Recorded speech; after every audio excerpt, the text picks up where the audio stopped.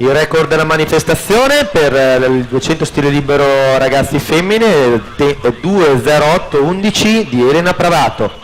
Ricordiamo inoltre che è possibile vedere le gare in streaming sul portale della Finveneto e sulla pagina Facebook del Finveneto, così come i risultati.